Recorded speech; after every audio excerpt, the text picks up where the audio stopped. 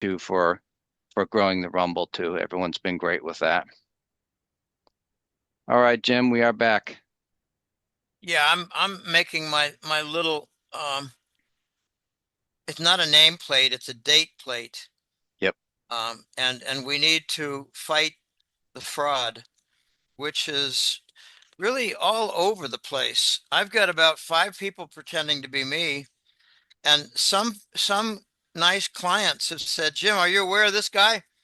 I say, "No. Why don't you ask him the name of my thesis advisor at Carnegie Mellon?"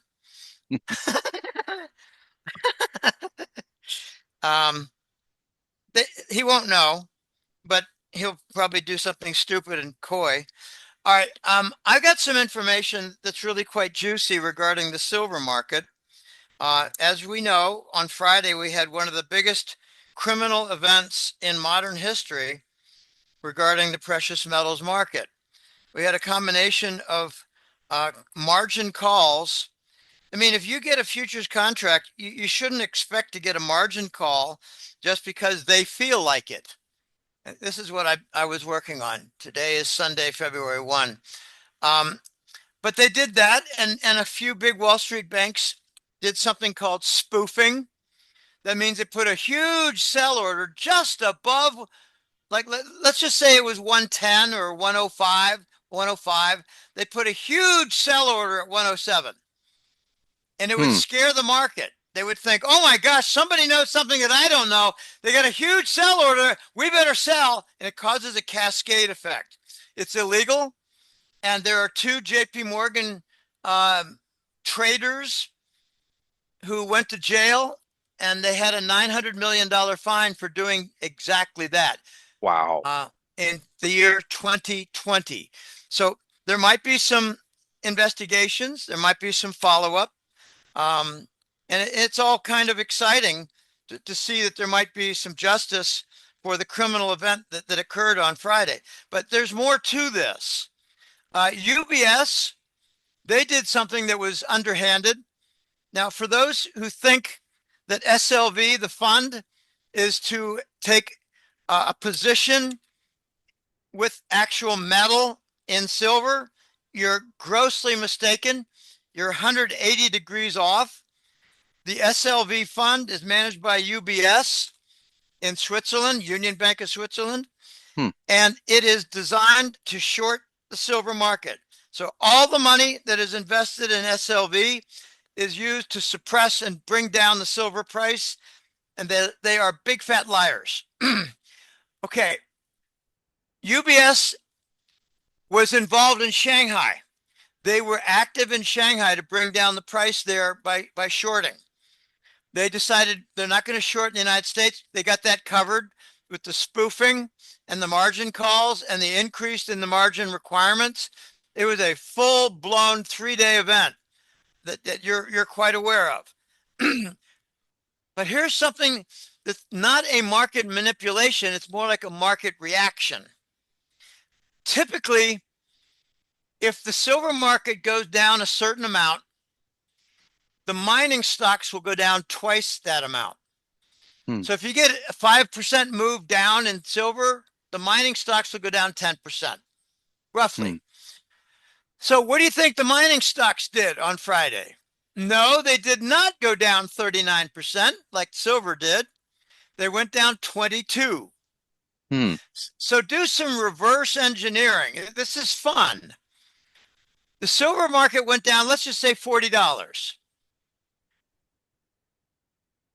The mining stocks only went down 22%, which would indicate that the silver basis metal would have gone down 10% to cause that, or 11% to cause that. So let's just say a quarter of the 30, let's just call it 36% to make the math easy. A quarter of the 36% was due to the metal if it were an honest market.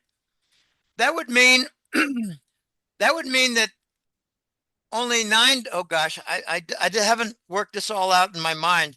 Um, we've got only a quarter of the silver decline that would be legitimate So maybe it should have gone down only $9, not 36.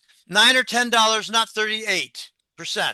9 or 10% rather than 38%. So if it was 120, it should have gone down like just, you know, 11 or $12. So it should be about 108, 109. So here's my forecast. Unless they do the same thing all over again, we're very likely to climb back to 109, 105 first, 105, 108, 109, 110 in the next several days. Maybe by next weekend, maybe in the next 10 days. Who knows? But the silver mining stocks did not confirm the drop. And Hmm. if you do reverse engineering, we should have only gone down to about 108, 109. Let's just watch that. I think they're going to try, Brock. I think they're going to try it all over again. They're going to do the same thing all over again. You mean they're going to do spoofing again? They may not spoof, but they will probably just do margin calls wherever they can, wherever they did not on Friday. Margin call is brutal because a futures contract, you put up a certain amount of margin, like, 15, 20%. And if they say, well, no, we're calling that in, well, then you got to put up the entire amount or just liquidate, sell it, get rid of it. I have a joke, a joke. Maybe they're so desperate that they'll make the margin requirement more than 100% of the contract. These people are desperate, and notice that the silver, what do you call it, ambush, it occurred the same day or the next day after Walsh, the new Fed chairman appointed, the heir apparent. Hmm. and they did some tricky things. Trump did some things that probably didn't intend to do. With the Because pick, Warsh you mean with picking him or? with picking him, because the day before, okay, Warsh is a strong dollar guy, and Trump said something that was kind of undermining the dollar a couple of days before. So we had some flip-flopping, confusing in the market, margin calls, margin increase, spoofing, UBS on the job, shorting silver with the fund. Ooh, it was a terrible day. It was an 8 sigma day, 8 standard deviations. I mean, Oh. 2 standard deviations is a 1 in 20 event. That's a 5% event. So the mining stocks told us that it was a big fat game. And this is Sunday, February 1st. I like to do it randomly so that they can't catch it because they're whiting out that Hmm. the thieves. Okay. Can you believe January's gone? All right. I've got my January report posted. I actually did it a couple of days early. Or 1 day early. I submitted it 2 days early. I just wanted the relief. I'm doing some personal things that need time and planning, and I'm just generally having a bit of a stressful few years, and I'm tired. I really need less stress in my life. But anyway, it's another story. Um, my favorite XRP got whacked. It went down to $1.50 from like 185, and it's back to 160 or something. Don't worry about it. It's a discount, people. If you're not selling, it's called a discount. I have a guy who's very informative. He calls himself the crypto sensei, and he's very informed, and he provides a lot of really good information. And I do some learning. Sometimes I don't want to learn, and other times, okay, I just lay it on me. I need the 20 minutes of instruction for, detailed things regarding cryptos and digital finance and connecting rails and stable coins and interrelationships with collateral and all kinds of different things. Well, he provided kind of a pep talk. He said, you people who sold your XRP that drove it down to $1.60, you're going to be very, very upset at yourself when it's multiples higher later this year. And I couldn't agree more. I tell people, you didn't lose anything. Don't tell me you lost X dollar. You didn't sell. You're given a discount. You going to take it? If not, then just wait it out. It'll be back where it was before. Don't worry. But you know, the Clarity Act, they're dilly-dallying and they're arguing, and oh, the banking sector has got their campaign contributions, and Elizabeth Warren, probably the most corrupt senator Mm-hmm. in the Senate. Mm-hmm. No matter what the block is, she's got a bribe from that block. Mm-hmm. Big pharma, she's got a bribe. Big bank, she got a bribe. Military, she's got a bribe. Anyway, I think it'd be really great if she was forced out due to fraud of some kind. A lot is happening, and it's really quite exciting. I have like I think it's a 12-page chapter in the January report. And I like to repeat, the fact that Ripple got a bank license tells me that BlackRock and JP Morgan are on board.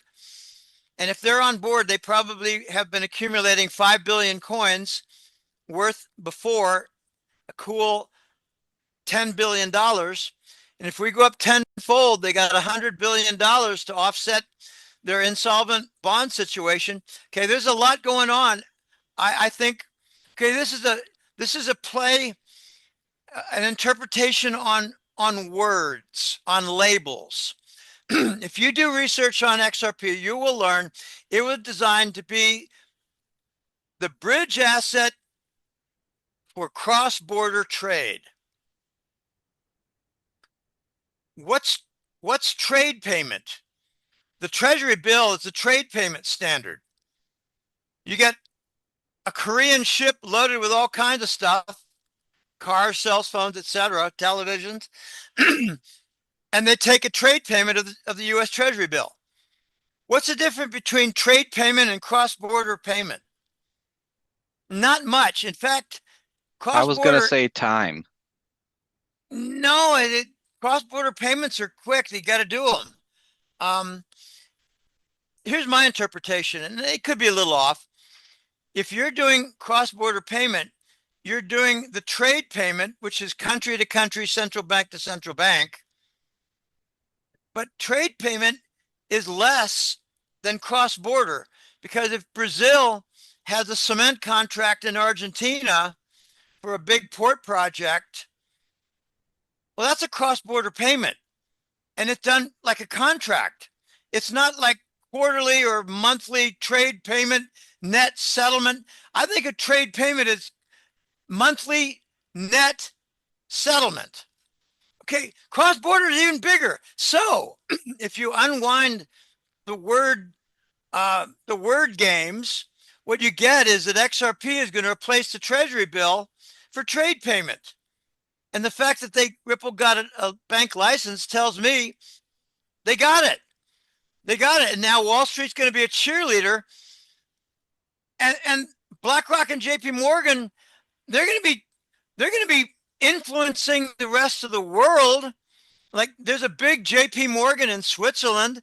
I think they'll sign on to the XRP as the standard. Let's just call it the transfer standard, which is a lot more than net monthly trade settlement. Oh my gosh. XRP is going to become the global trade payment standard. Get on board. If BlackRock and JP Morgan want to make, in my little scenario, they want to make a cool $100 billion, they'll take it to 20. If they want to make a cool $1 trillion, they'll take it to 200. And I don't think that's far from the realm of possibility. Anyway, I'm pretty excited about that. And this is Sunday, February 1. What would you estimate the breakout price for XRP is the next, you know how they say a breakout price? Is it $3, $5? What do you think? I think if it goes above like $2.70, $2.80, $3, right in there, I think it'll zip up to 5 and then 7. But what it really needs, it's not a trading phenomenon. It's a usage phenomenon. The question is not so much if the price goes above 280 or $3, it'll move up. The bigger question is, if we get a nation like Japan saying that they're going to use 20% of all their trade payment settlement, cross-border payments. If Japan says we're going to use 20% to start off, bang, that volume will take it to 8, 10, $12. So it's a usage phenomenon. They call it real world usage. Hmm. And Bitcoin doesn't have any. They don't have any. There's no Because the nation. transaction takes too long, right? Well, not just that, but it's basically the underworld transaction medium. Hmm. And Yep. that could be honest brokers like, the Koreans saying to the Europeans, we want to do it. We want to move $1 billion, but we're not going to use it over Swift. We don't want the Americans to try to take, 2%. It's all legitimate. Like Hyundai Yep. to Spain and Portugal. Okay, that's all legitimate. But what's not legitimate is Epstein and Ukraine underground trafficking. Well, they save 2% if they don't use the Swift system, so there's I that. know. So my point is that XRP is for official, corporate, and central bank transfer systems. Bitcoin is for private, secretive transfers, some of which is illegal underground. I think XRP is going to become the trade payment standard, and they still call it the cross-border bridge asset. Let them call it that. But there are lots of retail applications that are happening in the United States. It's Buc-ee's, it's AMG Theaters, and there's a third. What is it? MasterCard. Okay, this is going to get very big. I love silver, and I got to mention something about silver. Just revert back to silver. Isn't it interesting that it was very near the 130 node, the Fibonacci node, that we had the ambush? It's like, oh, we can't let it get to that Fibonacci node. There'd be too much yakking. So they jammed it. There was a lot of up and down resistance, sell off, recovery. They call it consolidation around the 80 Fibonacci node. There was even more a month long at 50. That was a little bit before, I think, Thanksgiving in the United States. So what we've got now, Brock, in my opinion, is that we're going to have a little bit more of their chicanery, which is purely illegal and very nasty. I mean, if the bankers are in trouble, they change the rules so they're in less trouble.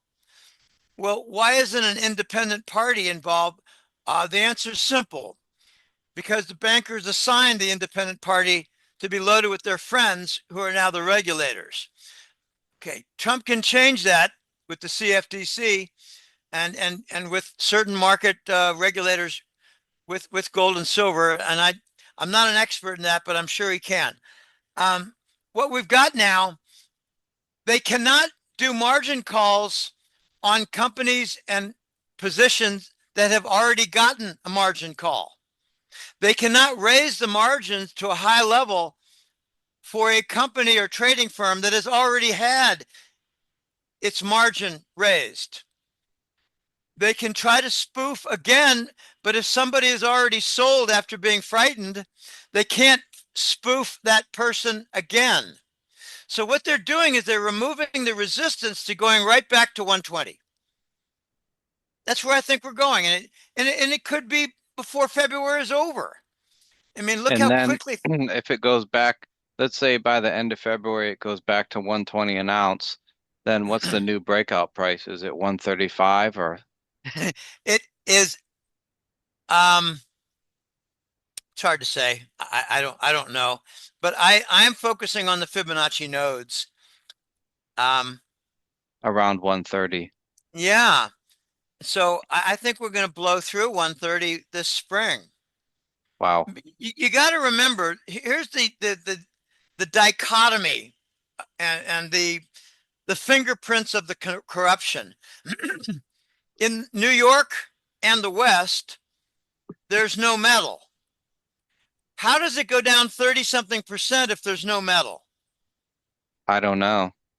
They use corruption in the paper contracts, they do spoofing, and they do margin calls. So it's a paper phenomenon. I mean, you got two or three countries, I can't remember the list, but India was on it. They have serious delays in delivering silver coins. And Hmm. there's none in the US Mint. Why does the US Mint have none and the price went down? Yeah, it doesn't seem to correlate at all. Doesn't correlate at all. And in China, it's the other way around. They've got metal and they're strong in the price, but they came down because UBS was involved in some direct market manipulation using the iSilver Trust. Oops. China has the metal. United States does not. The price went down 30% in the location where there's no metal. I tell you, it's just blatantly corrupt. I'm really curious to see what happens on Monday because here's what happened on Friday. I looked at the price at noon. I had to go to a meeting, and the price at noon in New York was about 92. It was around noon my time. And I just noted, okay, 92, that's a big hit. And I went to the meeting and my friend said, Jim, have you seen what happened to silver? I said, yeah, down to 92. He said, no, it's down to 72. Jeez. I said, 20 more? And they don't have any metal. And he said, yeah, it's all paper. It's all futures contract. And I'm playing games with the margins and all the usual tricks. So it finished up at 85 by Saturday. And I went to check to see what is the Shanghai price if the Hmm. United States closed at 82, and it was about like 98 or 102. But it's back to 123 right now in China. Wow. It's 123. It's where the US was. We were at like 120, 119, and then bang. Um, this is an 8 sigma event, 8 standard errors. And, you know, if you were to look up the probabilities, I have a formula for it. And the numbers are so big that you have to take a logarithm of it just to make sense of it. Um, if I were to say an 8 sigma event would occur one in how many years, it would be in the trillions of years. Wow. Okay, this is an event that is a historical marker, and I believe it is a marker of the COMEX death. A dead COMEX. That's where I think we're going. I think they're going to shut down the COMEX this year. Really? They don't have any metal. Their vaults are empty.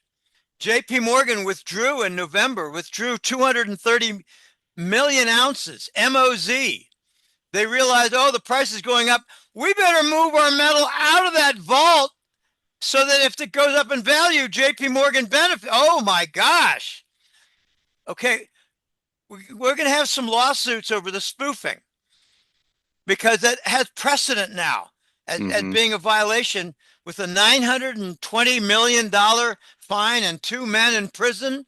I don't know how many years, but it's From 2020, the last time they did it? yes, it's an anti-terrorism law that got applied. Oh, wow. And I thought, well, I didn't know anti-terrorism. I would have just thought financial fraud. Hmm. Okay, I believe this year we're very likely to see lawsuits and more ridiculous stories like the Comex had an electrical problem. That was the one last time, right? Had an electrical problem. Um, I Yeah, think. like they don't have backup generators. Well, my joke is no, they had a sewage backup problem. So there's shit all over the trading floor. They had to close it down. Okay, that we're going to get weird stories, but you know, maybe it'll be a higher level of force majeure. Um, maybe okay, right now the futures contracts for silver in the COMEX, they're a cash only market. That's a casino. There's no metal involved. It's a casino. So if you wanted to, you could have taken like an $85 silver contract and give yourself 3 months, like the end of March. It's actually the third Thursday of March. And you could just wait. How much does it recover by the first week of March? And there's no delivery.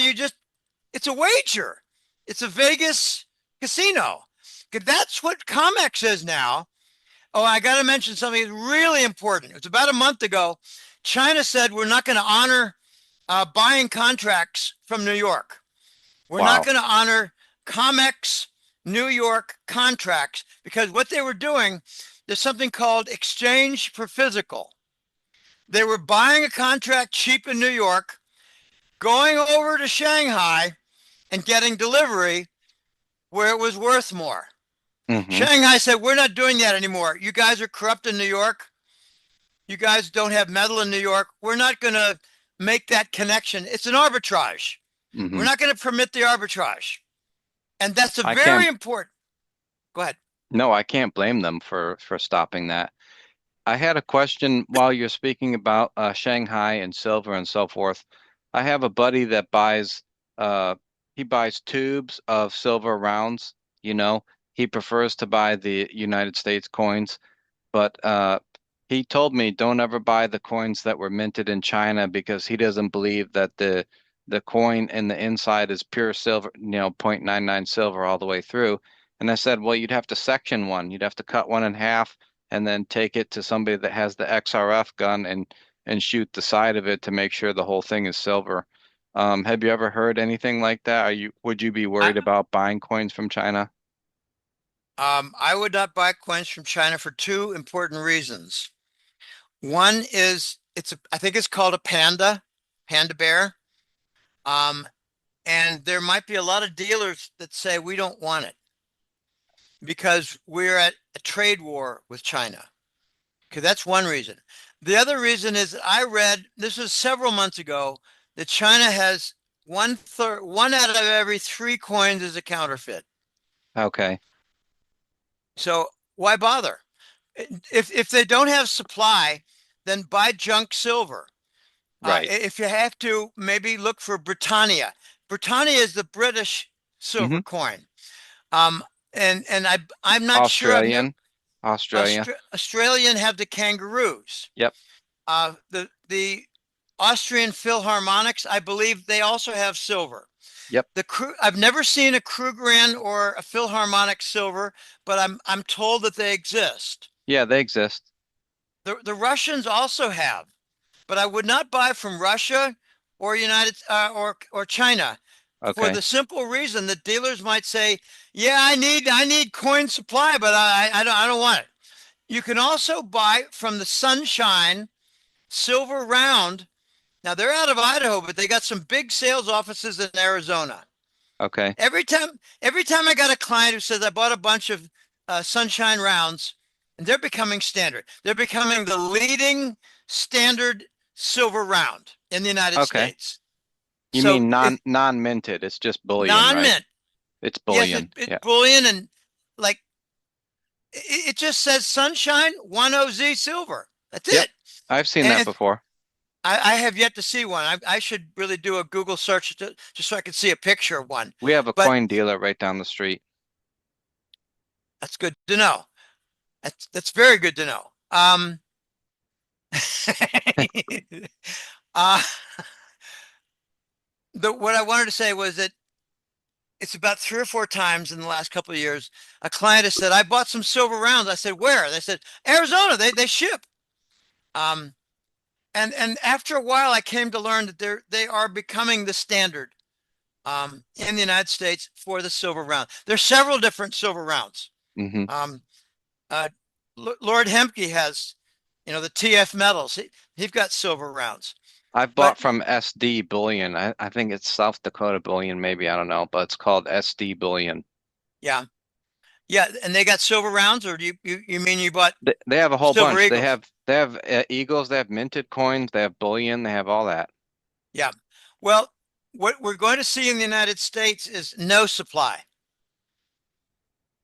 And they're Because going to try, everyone's hoarding it, or they, they don't have sufficient access to meet demand by the mint. okay.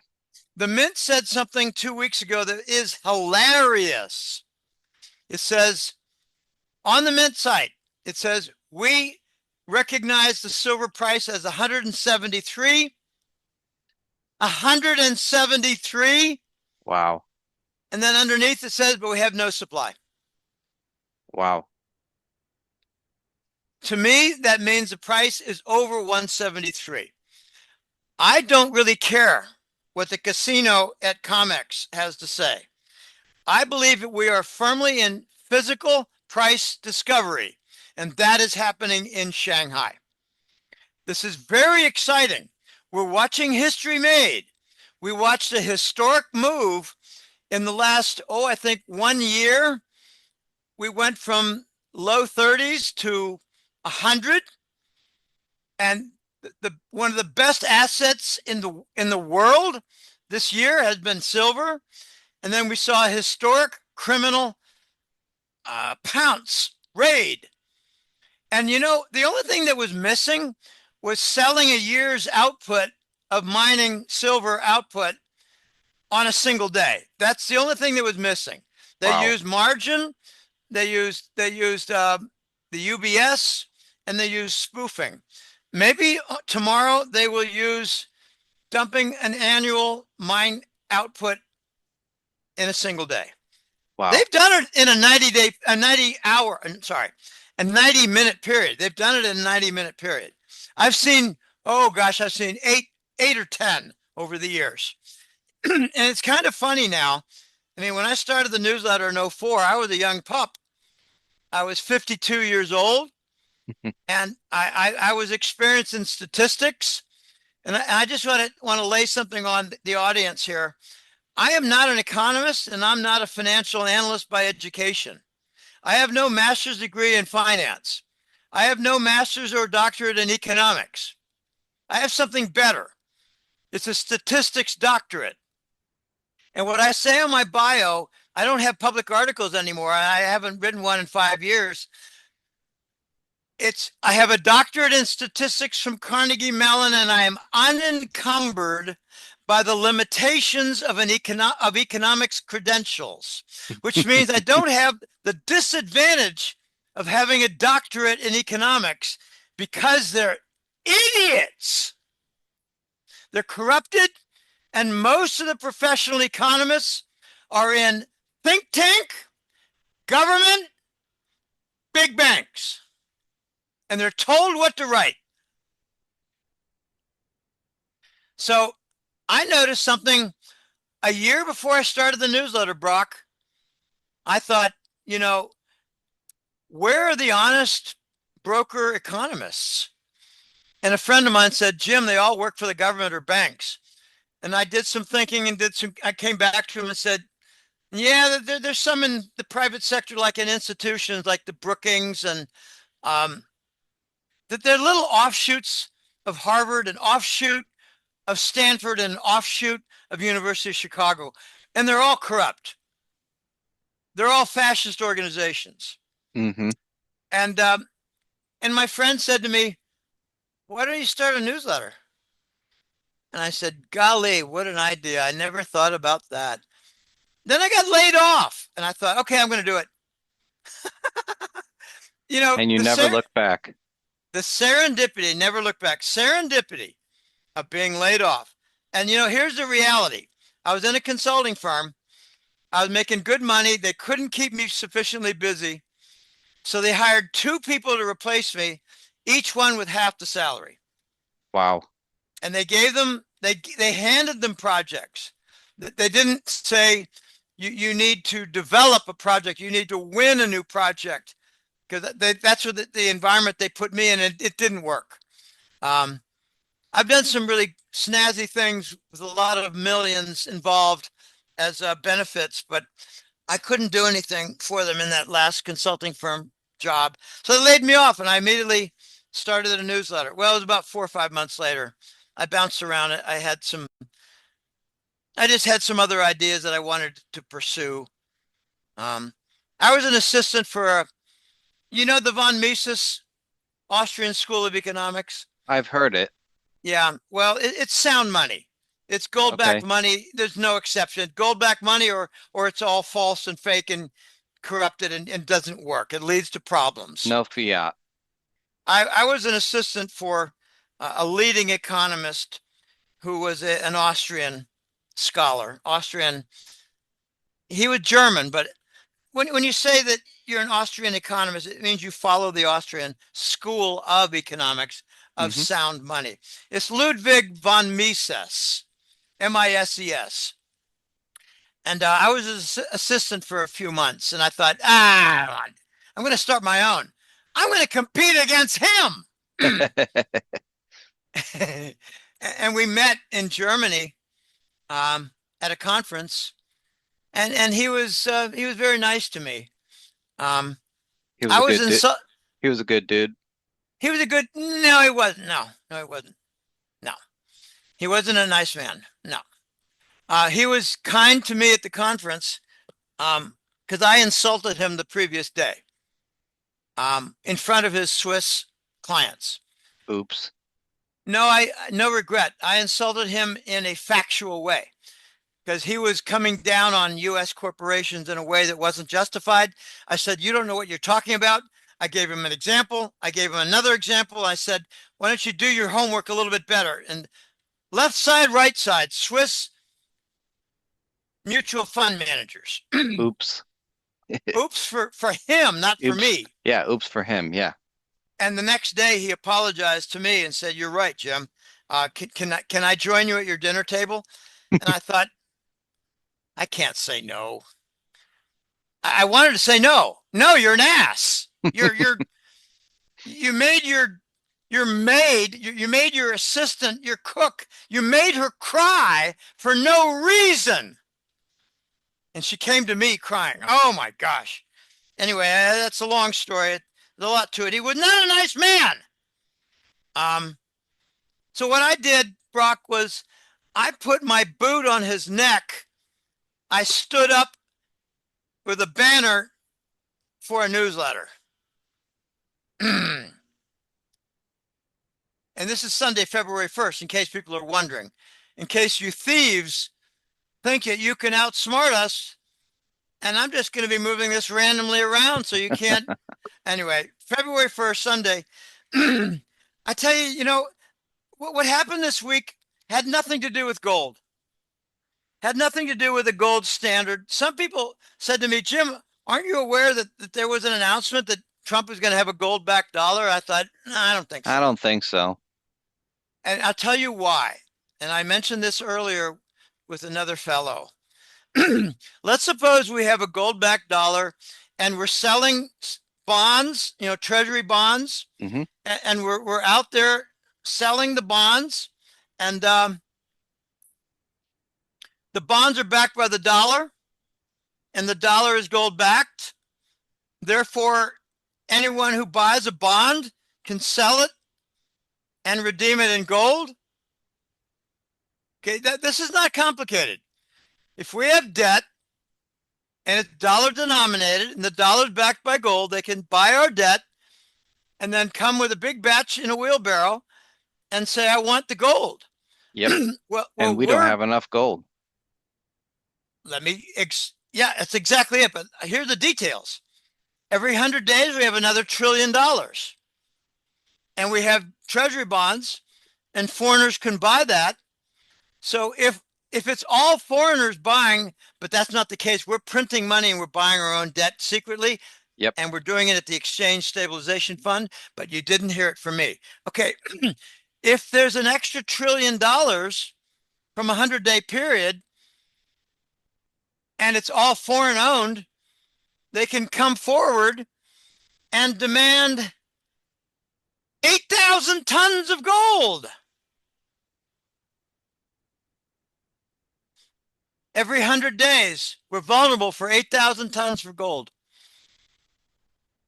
In a year, we're vulnerable for not quite 30,000, I'm sorry. Yeah, not quite 30,000 tons of gold. That's a hemorrhage, and we're not going to permit that. um, if we go to the gold standard for the dollar, there's another wrinkle that many people just don't think about. What about our old bonds? Those would have to get cashed in for gold too, right? I would At think so. maturity, you mean at maturity? We might call them in, Okay. and I don't know what we would give them in return. Would we give them fiat dollars? Would we give them USD Tether? Tether, I thought was in trouble. It's going to blow up, I think. That's what I heard in the back channels. I mean, I'm not an expert on Tether, but that's what I heard. When BRICS nations dump treasury bonds, the US government Treasury Department makes Tether and hands them Tether. And I don't know what the foreign nations do with the Tether. I don't think they hang on to it. Exchange And it for Ripple, I mean for XRP they could, or Bitcoin. or Bitcoin, yeah. Okay, there's a lot of moving parts here, but I don't think we go to, okay, just for people's information, $1 trillion in 100 days can be converted to 8,000 tons of gold. That's one Fort Knox unit. Every 100 days, we lose a Fort Knox. Not going to happen. Not going to happen. And then you got the other complexity of, I've been told that it was about 3 or 4 years ago, foreigners held $7 trillion of treasury bonds. And now it's down to about 5, maybe 4. Wow. And it's accelerating. So what So happens to everybody's that? dumping their treasury bonds. And euro bonds. Wow. And now we got the Japanese raising interest rates. And now we got the US Fed saying we're going to support the yen. Really? Why would the US Fed say we're going to support the yen? So that the Japanese don't dump more treasury bonds? So that they can initiate the reverse carry trade. This is very complicated stuff. I discussed some of it in the December hat trick letter, the newsletter for Golden Jackass. Oh my gosh, I tell you, we're seeing history being made. We're seeing a conversion for trade payment, the standard moving from treasury bill to XRP. It'll be dictated not by powerful moves for investors, but they are running out of XRP in the major exchanges. They're down like 80% in the last 2 months, 3 months, 80%. We're seeing the reverse carry trade about ready to take on momentum. Okay, if they borrowed yen and paid a certain interest rate, if that interest rate is going up, they're losing money. But there's another side of that. The yen is going down in value. When it bottoms out and starts going up, the yen carry trade reversal will get into high gear, and we're going to have global sovereign bond liquidity problems. There will not be enough buyers of treasury bonds. Whenever you hear the yen carry trade, the part that they're not telling us, and it's part of the game, it's obvious. Wall Street borrowed 0% money in Japan and invested in treasury bonds. Jeez. They made 6%. But when the interest rate goes up, they need to be careful and get out of it. But what they did instead was they got a bonus. They got a 20% bonus. The yen went down. When it's done going down, it starts going up. That's when they're going to dump their treasury bonds. And you're going to get into the Jake Claver XRP domino effect. Jake Claver is kind of a spokesman, an analytic spokesman. He just needs to stop talking about dates. Okay. I'm an event schedule guy. Right. Event based, not date. You remember Norman Schwarzkopf in 91? Yeah. Mm-hmm. Event schedule. He did a press conference. He had a little whiteboard. General, General Schwarzkopf, when are we going to da da da? When are we going to da da da? When are we going to? He said, I don't deal with dates. I deal with events.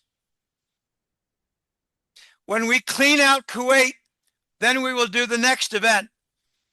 We have to neutralize the wells. When we get that done, we have the next event. Mm-hmm. Then we will capture Baghdad. Event schedule.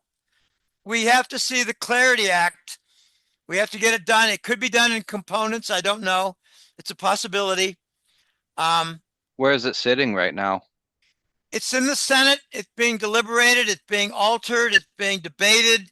It's being corrupted. It's being stupefied. They're arguing over whether stablecoins should offer a yield. I think yes. You think no? I think yes, and the big banks don't want it because the yield would be better than what the big banks offer. Of course it would. Well, that'll draw money out of the traditional banking system and put it into the crypto digital world. I don't really see a problem with that, do you? Yeah, I do.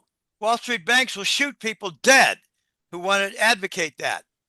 So they put a lot of money in the hands of senators, call it campaign contributions, and they get an obstacle. Now, I don't know if any people here have seen Mexican Baseball League, but when you do, you got about 4 different corporate emblems on the uniform. Now, I've noticed that there are now a few Major League Baseball American that have, like, I think Houston has Sponsor? Houston has Minute Maid or Oxy, I don't know which. Oxy, the petroleum company. I've seen Okay. I've seen a few. I've only seen it on 2 or 3 teams. Does that mean that we know we're starting to descend downwards towards the out of the first world nation status? I think we're in rapid gear since the pandemic bullshit fake event Mm-hmm. and the illicit lockdown bullshit illegal event. We've not recovered from the fake pandemic and the illicit lockdown. We've not recovered. I know. And it's going to take a while, and I don't know how long it's going to be, but it's going to be a while. Anyway, I can't go on much more here. I really enjoy. You want to wrap it up? Okay, go ahead. Yeah. We're going to see silver recovery because there's a shortage. The annual silver supply is about 820 million ounces, and we're in a deficit. The solar farms and the electric vehicle batteries have drained our supply. It's so bad that the military is now working toward creating a stockpile, and we've got a what do they call it? Something metals reserve, not precious metals reserve, valuable metals reserve. I can't think of the name. Is it critical? Critical, yes. Critical metals reserve. So that's the military. Yep. And it's not just silver, it's platinum, Palladium. and palladium and the rare earths. Yep. So we got competition with the military. I don't think the military is going to say we need a lower price to supply our cruise missiles. They'll just get the supply and pass it on. Yep. I mean, if I did a calculation, if it's 17 kilograms and it's like $20,000-$30,000 more for a cruise missile, you think that's going to be an impact? Not at all. No. For solar panels, yes. Yes. It's something like 35% of the cost. Yep. So there was an event. I'm glad I brought that up.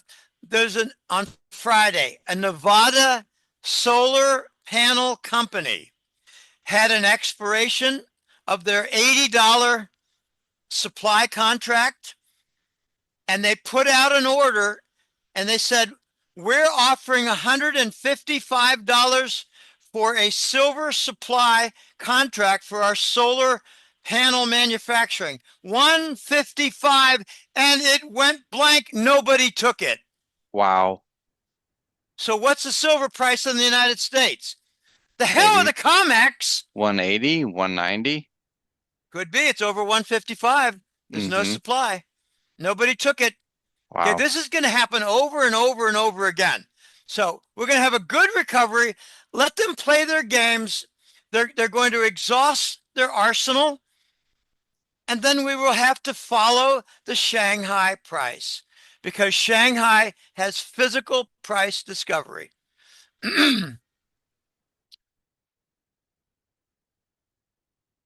Anyway, okay, let me just promote my site. Um, my website is www.golden-jackass.com. Golden-jackass.com. I only have one newsletter. I call it the hat trick letter. It's an old story why. It's kind of a clever. I wanted to appeal to the Canadians who love their hockey. Um, and they just had a memorial for Sidney Crosby, who's a Canadian superstar on the Pittsburgh Penguins. I'm from Pittsburgh. I went to graduate school in Pittsburgh. I lost my accent when I went to college. That's a really important point. If you listen to Dan Marino, formerly of the Miami Dolphins, you'll hear the Pittsburgh accent. If you listen to Jim Kelly, formerly of the Buffalo Bills, you'll hear the Pittsburgh accent. Anyway, so at www.golden-jackass.com, this April will be 22 years. I'm looking at my calendar. I just did a report number 262. 262 months. I have not missed a month, but I got to admit something. It was about 8 years ago. I was sick. I just had the flu. I had the flu about 3 times in the last 20 years. I'm not kidding. I've 3 or 4 times the last 20 years. And I made an outline for my report, and it was inadequate, but it was okay. It had information in it. I just didn't polish it into nice, pretty paragraphs and didn't have a lot of graphs. But anyway, so all but one of the 262 months I've had a decent report. I get a lot of compliments. I got some tough critics. One is a colleague of mine, and I always wait to see what Sky Crane says. I call him Sky King. When I was a little kid, there was a TV series called Sky King. I remember Roy Rogers. I remember uh, the Lone Ranger. And by the way, I got a picture of the Lone Ranger with the big white horse raised up. Hi ho, Silver! Um, his dog was named Bullet, and I'm being silly. I try to have a little bit of fun because this is a war. I mean, you got to have some laughs and enjoy your time a little bit now and again. All right, so I've got the newsletter, and it's going strong. The economy is rough, to be admitted, but I've got consult calls, and I'm realizing in the last 2 months I'm having an acceleration in the consult call orders, and I love it. I'm trying to do one a day, and I did one yesterday. We did one. I was mentioning to you. I think I did 6 consult calls in the last 7 days. They're all with nice people, smart people. They tend to be better off. You know, they're not paupers. Nothing wrong with paupers, but paupers don't invest in silver and have questions about their silver holdings. I have a couple poor people who have a bunch of XRP. Jim, I've got a couple thousand XRP. It's not even worth $3,800. Where do you think it's going? I said, hang on to it. You're going to have a couple $100,000 just down the road. Got to wait. Wow. All right. So I got console calls. If you're a wealthy individual and you admire my work and you want to support me in a big way, hit the sponsor button. I've had dozens and dozens do that. And you know, you're a Christian, Brock. I fall to both knees when a sponsor hits the sponsor button. I thank the Lord God for touching the person's shoulder.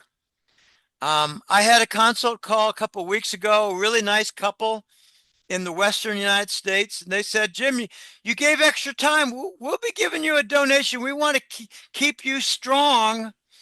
And the next day they hit the sponsor button, and that's got 3 zeros on it. I Thank went to God. both knees, and you know, this is kind of funny. it's real and it's appropriate and it's not meant to be flippant in any way. If there's a $500 donation, I go to one knee. It's half a thousand, so it's half two knees. When it's a big sponsor button, I go to both knees and I stay there for a while. I've got some really wonderful Christian sponsors who've come back more than once to keep me strong. And I need it because I'm getting kicked in the head. I'm getting punched in the gut. I'm still strong and I'm still here, but I'm wounded, and Brock knows how badly I'm wounded. I got too bold in 2017 and 18, calling out evil regarding their activities with kids, and I believe I've been marked. So I'm going to take measures to stay safe. And I thank people for all the support they've given me.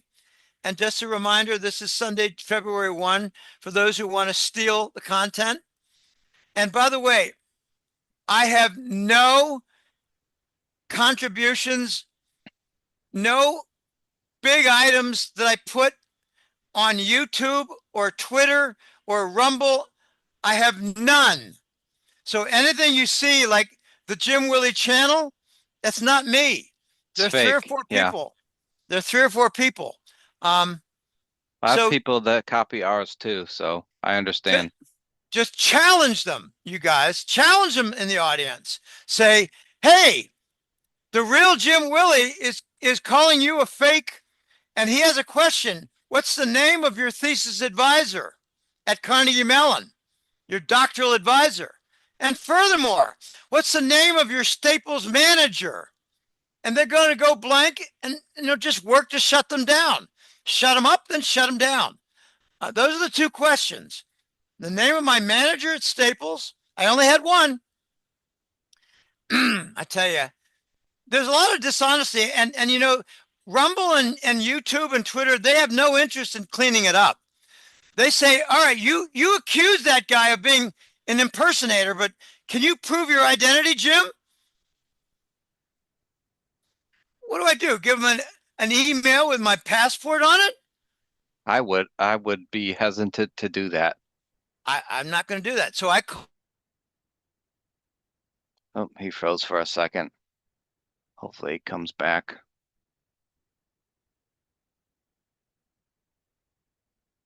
Oh, we'll give it a second, everybody. We'll see if Jim comes back here. Sometimes that happens, as you guys know. Sometimes our internet is messed with. We'll part give it two. Oh, there it is. He's back. All right. Okay. Anyway, all right. Thanks for everything. Talk to you Thank, later. thank you, everybody. Have a very blessed day. Thank you for watching.